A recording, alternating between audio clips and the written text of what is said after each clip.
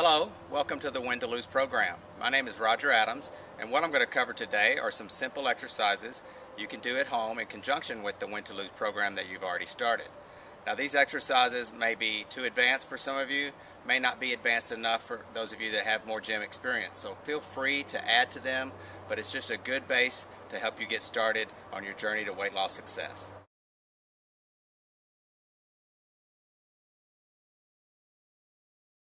Your first exercise is called the moving chair pose. You can also advance this pose into a squat or do a more simpler position in just a sit-down squat. So the first thing we'll do is the moving chair pose. Use a chair to help you make sure that you're going low enough. You don't need a chair, but it does help to give you a little bit of feedback if you're getting low enough. Now the first thing to do is to make sure your feet are about shoulder width apart. Okay, stand a little bit in front of the chair. Okay, extend your arms out, come up. As you get close to the chair, bring your arms overhead, hold for a count, and then come back down.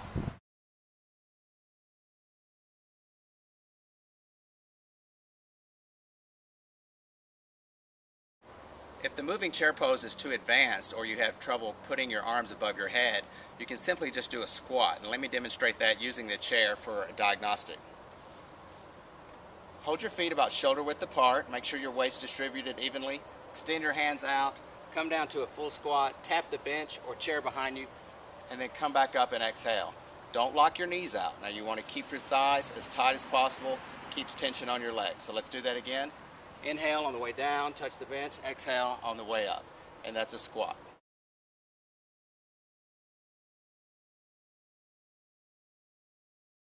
For the next exercise, I'm going to demonstrate a front lunge, which also works the entire lower body similar to the squat. Now for a front lunge, what you want to do is make sure your weight is evenly distributed across your hips and your feet. Let's hold your hands to your side. When you step out, make sure that your heel strikes first and not your toe. Heel first, toe, drop completely down.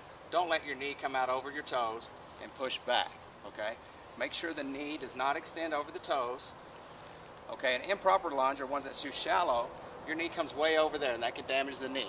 So again, you want to step out, drop the back knee, push back through your heel. Now if you want more advanced movement, you can add shoulder presses, okay, or an arm curl, or even a side raise. And that's a lunge.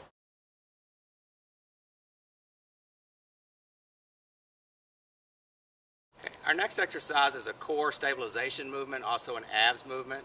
We're going to first demonstrate a plank on your forearms, and then we're going to go more advanced and do a plank position on your hands. And then finally we will do an old-fashioned push-up, which is not only core strengthening but also chest and upper arms as well. So here's the plank on forearms. What you want to do is distribute your weight evenly across both elbows, hold your abs in. Keep your body completely rigid like a plank would be. Abs are tight, breathe in. You want to work up to holding this to even 60 seconds, but in the beginning just maybe 15 seconds is all you can do. Okay, a little more advanced is in a push-up position plank. Keep the back flat. Again, abs are drawn in, and if you want to take a more advanced position, you do a push-up. Come all the way up. Make sure that you bend your elbows at least 90 degrees. Breathe out as you come up. Again, always holding the abs in. Keep the abs tight as much as possible to support the low back. And that is a plank with a push-up modification.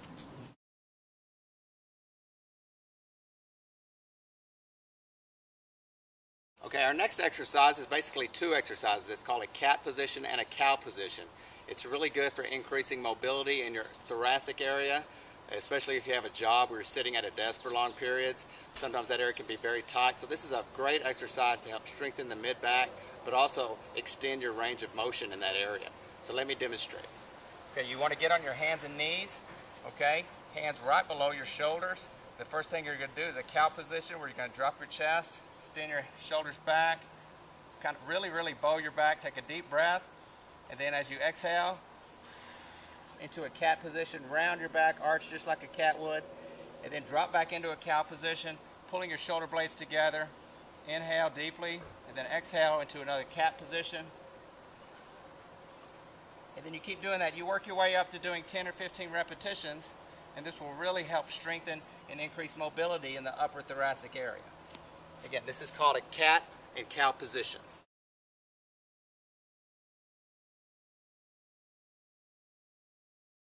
Okay, this is another exercise to help increase mobility in the thoracic, but also to help strengthen the core, the mid-back, as well as the abs. It's called the spinal balance, and what you're doing is you're alternating lifting your right arm, then your left leg, and then your left arm and your right leg. Let me demonstrate. First, start on all fours, just like the last position. Okay, and what you do is you slowly extend your right arm and your left leg. Keep your thumb up on your right hand. Point your toes. Keep everything in a straight line. Okay, come to a full deep breath. Contract every muscle in your back as you do this. Come back down. Okay, and then you're going to repeat with the other side. Extend the left arm out. Thumb stays up. Point your toes, keeping your back as flat as possible. Breathe out. Come back down to starting position. Okay, you want to alternate going back and forth on these as many as you can. This is called the spinal balance position.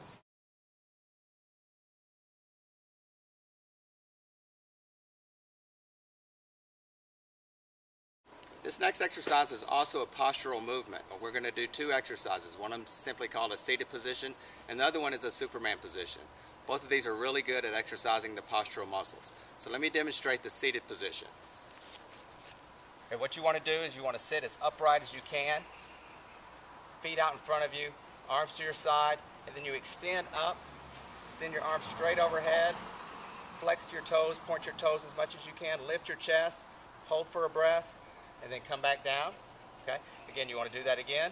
Extend overhead, point your toes, keep your back as flat as you can, extend overhead. Okay, now that's simply a seated position. Now the Superman position, which is more advanced, requires you to lay on your stomach, okay, arms over your head or above your head, and you come straight up, palms facing each other, feet together but raised off the ground, and then you come back down. Okay, again, you come up just like Superman, extend straight out, point your toes, lift your hands, and then come back down. Okay. That is called the Superman position.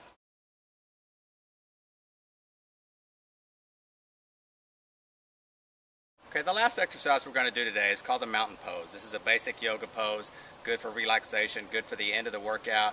It's also really good to do at the end of your day before you get in the car and battle traffic, just to kind of calm your nerves a little bit. And then we're going to add a rotation to it to make it a little more functional, a little more core involved.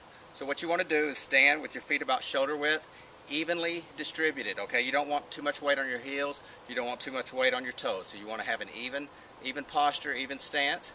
Okay, you bring your hands to what they call heart center and you hold it for mountain pose. Okay, now what you can do is rotation here, one breath out, come back to center, take a breath, rotate to the left, one breath out, and each time you do these, try to extend or rotate a little further each time.